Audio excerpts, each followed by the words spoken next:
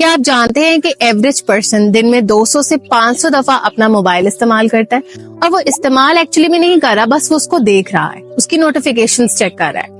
अब स्टूडेंट्स का सबसे बड़ा मसला होता है उनका फोकस। पढ़ाई में सही फोकस ना होने की वजह से वो पढ़ाई पे कंसंट्रेट कर ही नहीं पाते। और सबसे ज्यादा क्वेरीज मुझे आती हैं मेरे इनबॉक्स में कि भाई आप मुझे तरीका बता दे जिससे मेरी अटेंशन स्पैन सही हो सके। कैसे सही होगी? जब आप हर टाइम फोन इस्तेमाल करेंगे तो जाहिर सी बात है आपका फोकस नहीं होगा। जब मैंने रिसर्च की तो मुझे पता चला कि न्यूरो साइंटिस्ट का ये मानना है कि जब भी हम अपना मोबाइल फोन इस्तेमाल करते हैं तो हमारी अटेंशन का कुछ पार्ट स्क्रीन के ऊपर रह जाता है। इसको कहते हैं अटेंशन रेजिड्यू, यानी कि जब जब आप फोन इस्तेमाल कर रहे हो तो आपकी अटेंशन का कुछ पार्ट उस मोबाइल फोन या लैपटॉप की स्क्रीन पे रह जाता है। जस्ट लाइक अगर मैं ऑयल के अंदर अपना हाथ डिप करूंगी तो मेरे हाथ पे एक ऑयल की फिल्म जम जाएगी, यानी कि वो लेयर होगी। इसका मतलब ये है कि मेरे दिमाग की कुछ अवेयरनेस मेरी स्क्रीन पे है और मैं अपना काम तो कर रही हूँ लेकिन मेरी अटेंशन कहीं और है।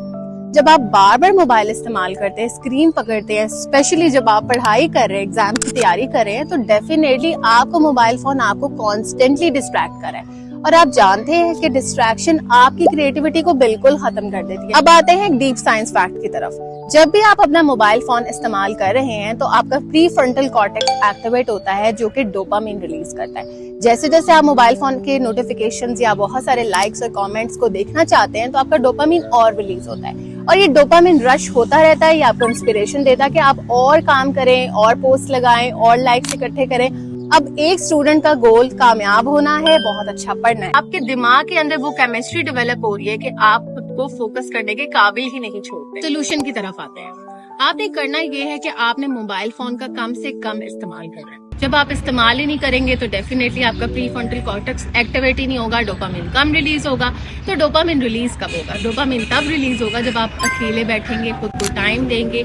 आपकी थीटा स्टेट एक्चुअली में एक्टिव होगी। थीटा स्टेट वो स्टेट होती है जिसमें आपकी क्रिएटिविटी पीक पे होती है। आपने अपनी क्रिएटिविटी को एक्टिवेट करना है और आपने अपने बेस्ट इनर स्टूडेंट को बाहर निकालना है तो आपने अपने आसपास एक टाइट बबल ऑफ फोकस को क्रिएट करना है। क्या आप जानते हैं कि एडिसन जो साइंटिस्ट था उसने अपने लिए एक मेनलो पार्क डिजाइन किया था? मेनलो पार्क का काम ये था कि उसने एक ऐसी स्पेस क्रिएट की थी जहाँ पे वो अपनी इन्वेंशन बहुत खामोशी और आइसोलेशन में करता था। उसके टीम मेंबर्स भी वहाँ पे काम करते थे, क्योंकि जब आप आइसोलेटेड होते हैं तो आपके माइंड की वो थीटा स्टेट एक्टिवेट होती है जहाँ पे बहुत सारे आइडियाज जनरेट होते हैं। जाहिर सी बात है जब स्क्रीन आपको सबकॉन्शियस लेवल पर इतना ज्यादा खराब कर रही है, अटेंशन डाइवर्ट कर रही है, आपकी डिस्ट्रैक्शन क्रिएट कर रही है, आपके अंदर से क्रिएटिविटी को किल कर रही है, तो क्या फायदा ऐसे मोबाइल फोन इस्तेमाल करने का? तो आज से पढ़ना शुरू कर दें, किताबें पढ़ें और अपना ध्यान, अपना अटेंशन रेजिड्यू किताबों पे छोड़